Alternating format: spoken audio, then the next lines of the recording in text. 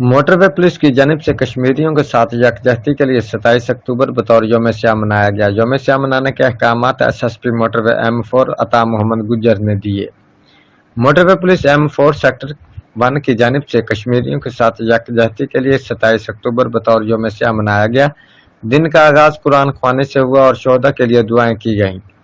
Sector بھر کے ٹال plaza جات پر یوم سیاہ کی مناسبت سے بینرز اویزہ کیے گئے۔ موٹر وے پولیس کے افسران اور ملازمین نے بازوؤں پر سیاہ پٹیاں باندھ رکھ کر ڈیوٹی سر انجام دی اور مختلف پلازہ جات پر بریفنگ افسران نے مسافروں میں سیاہ پٹیاں تقسیم کی اور مسافروں کے بازوؤں پر پٹیاں باندھی۔